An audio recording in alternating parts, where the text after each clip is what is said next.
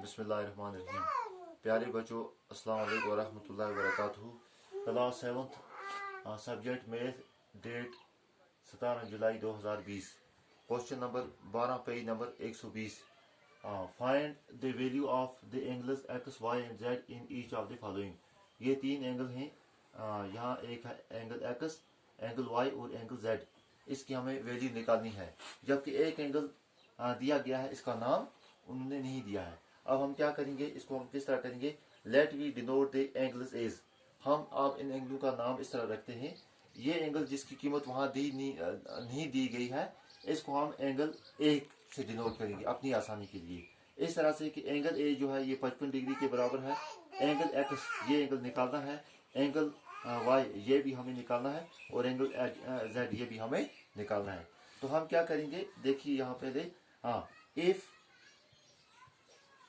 Angle A is equal to 55 degree. अगर angle A कितना है, 55 डिग्री है, then angle x is equal to 55 degree. अगर angle A जो है ये 55 डिग्री के बराबर है, तो एंगल एक्स जो है ये भी 55 डिग्री के बराबर होगा। क्यों? क्योंकि ये वर्टिकली अपोजिट एंगल हैं, और वर्टिकली अपोजिट एंगल बराबर होते हैं। अगर एंगल ए 55 डिग्री के बराबर है, तो एंगल एक्स भी होगा 55 डिग्री के बराबर। If angle A is 55, then angle x is equal 55 degree. हम लिखेंगे यहाँ vertically opposite angles are equal. Vertically opposite angles are equal होगा। ये भी हमारा, ये भी 55 के बराबर निकल गया। अब हम क्या करेंगे, या इन दो को ले सकते हैं, या इन दो को ले सकते हैं, या इन दो को ले सकते हैं, जो हमारी मर्जी हुई। अब हम क्या करेंगे, हम इन दो को लेंगे, ये और ये, इन दो को लेंगे। वी नो हमें पता है, क्या पता है, angle A plus angle Z, ये दोनों जो हैं ये 180 डिग्री के बराबर होंगे, 180 डिग्री। क्यों? क्योंकि लीनियर पेयर ऑफ एंगल्स, क्योंकि ये एक स्ट्रेट लाइन पर दो एंगल पड़ते। ये स्ट्रेट लाइन है, ये स्ट्रेट लाइन है, और इसको ये लाइन बाइसेक्ट करती है, तो दो एंगल बन गए, ये और ये स्ट्रेट लाइन पर दो एंगल हैं, तो इनका सम जो है वो 180 डिग्री होता है। जब एक स्ट्रेट लाइन पर दो एंगल पड़ते हैं और उनका सम जो होता है वो 180 डिग्री के बराबर होता है, और इस किस्म के एंगल को हम लीनियर पेयर एंगल कहते हैं। तो angle A plus angle Z is equal 180 degree. हम लिखेंगे linear pair of angles, linear pair of angles, linear pair of angles, linear pair of angles. तो एंगल ए जो है ये किसके बराबर है, 55 डिग्री, प्लस एंगल जेड ये हमें निकालना है, इसका पता नहीं है, ये 180 के बराबर। अब क्या होगा, एंगल जेड फिर है किसके बराबर, 180 माइनस ये 55 यहाँ प्लस था, इसको इधर ले जाएंगे, ये माइनस बन जाएगा, -55। देयरफॉर एंगल जेड फिर किसके बराबर है, 10 में से 5 निकालेंगे तो 5, यहाँ रह गए 7 में से 5 निकालने के लिए 2, 125। तो एंगल जेड जो है ये 125 डिग्री के बराबर है। उसका मतलब है ये एंगल 55, ये एंगल 55, ये एंगल 125। अब ये एंगल भी हम आसानी से निकाल सकते हैं। हम यहाँ करेंगे ये इस तरह से, किस तरह करेंगे, देखिए, if angle Z is equal to 125 degree.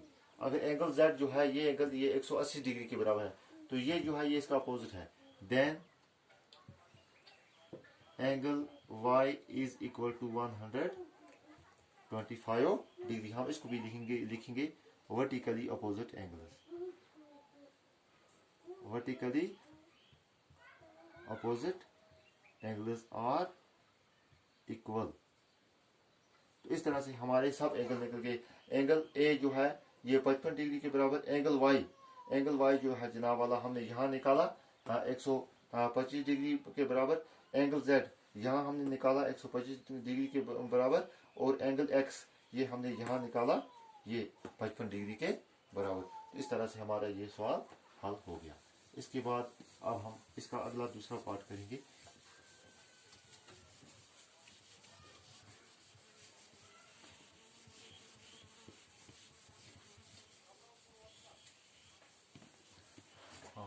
यहाँ एक शक्ल हम बनाएंगे इसी तरह से।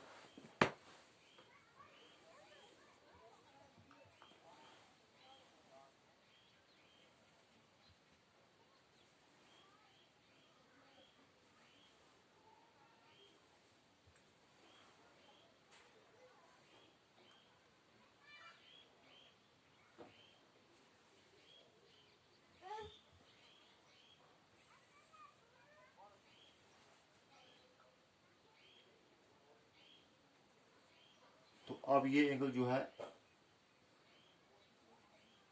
40 डिग्री के बराबर है। ये एंगल जो है ये यहाँ इतने एंगल बन गए।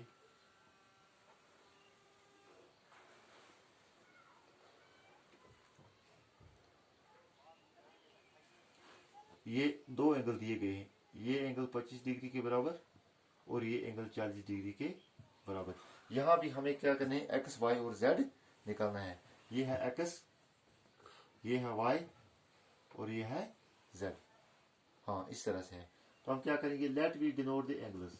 इसका सोल्यूशन हम लिखते हैं। आप solution, let we denote the angles.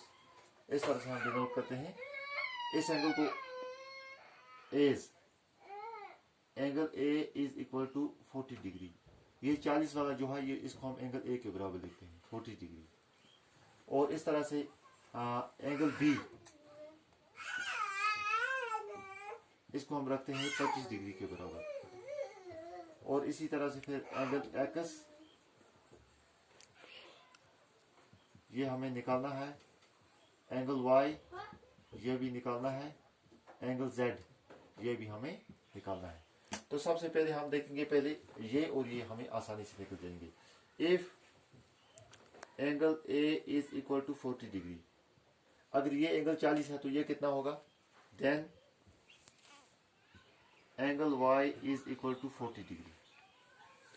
तो एंगल वाई भी क्या है, अगर एंगल ए जो है ये 40 है तो एंगल वाई भी क्या होगा 40। क्यों, इसको हम लिखेंगे vertically opposite angles are equal vertically opposite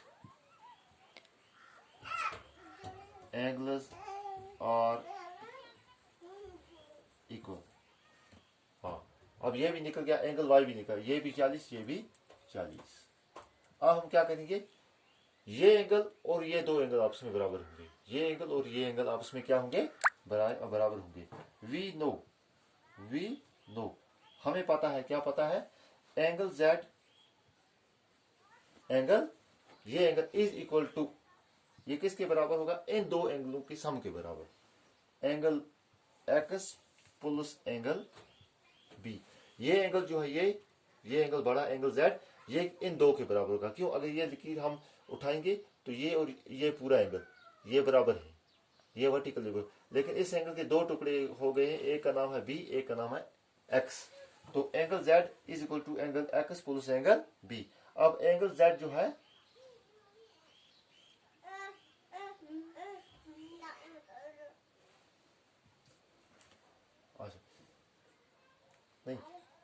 नहीं पहले हम क्या करेंगे, पहले हम ये एंगल जेड निकालेंगे जना वाला।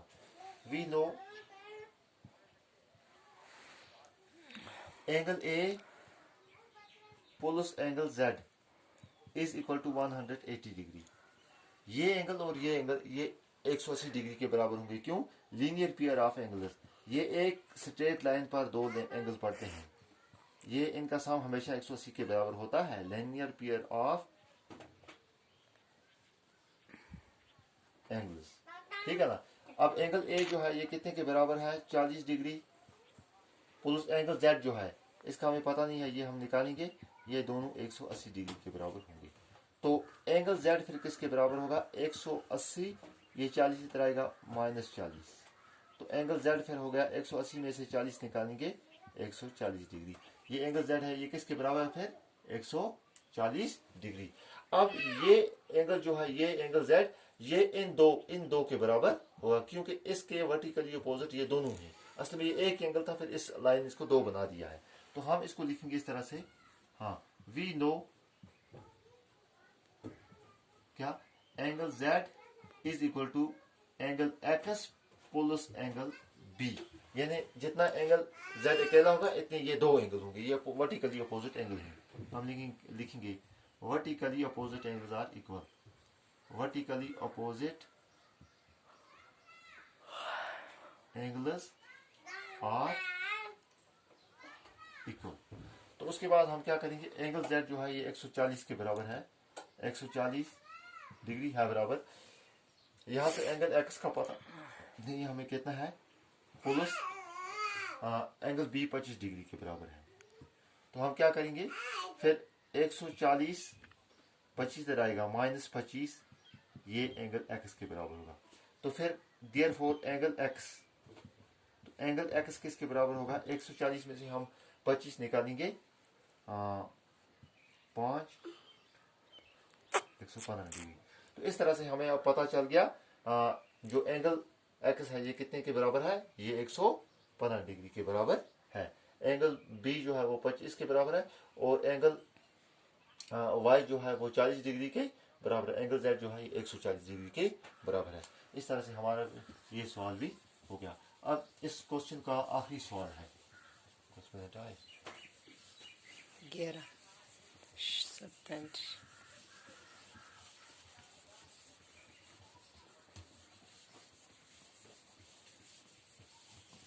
बेटा ये है एक्सरसाइज, एक्सरसाइज है ये जनाब वाला 5.1। इसका क्वेश्चन नंबर है 13, क्वेश्चन नंबर 13 एक्सरसाइज है 5.1, क्वेश्चन नंबर 13 है। और इस मैथ में पेज नंबर है 120, पेज 120 है, एक्सरसाइज है 5.1। इसका 13वां सवाल है। इसके पार्ट आप खुद लिखेंगे। If two angles are complementary then the sum of their measure is dash degree.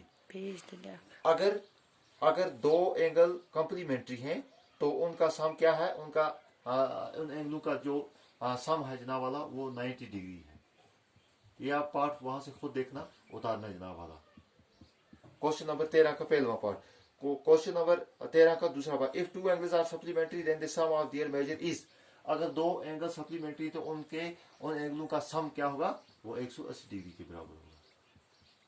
Part number 3, two angles forming a linear pair और सप्लीमेंट्री। अगर दो एंगल जो होंगे लीनियर पेयर एक ही लाइन पर होंगे, ये सप्लीमेंट्री होते हैं।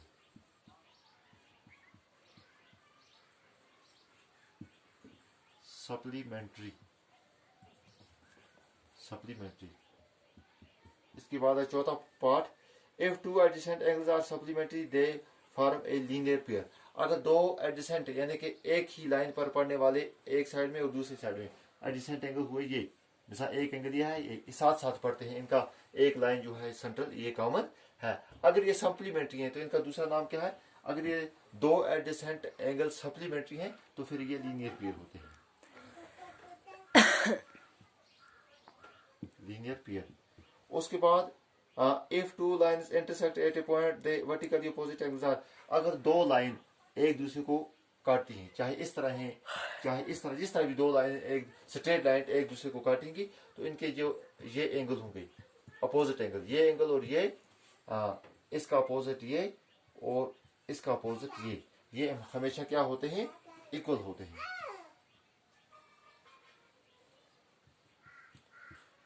इस तरह से if two lines intersect at a point and if one pair of vertically opposite angles are acute angles then the other pair of vertically opposite angles are।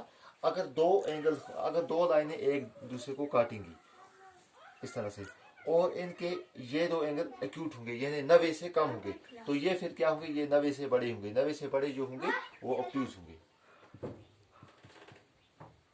Obtuse angles. ठीक है बेटा। तो इस तरह से हमारा ये एक्सरसाइज 5.1 कंप्लीट हो गया अल्हम्दुलिल्लाह।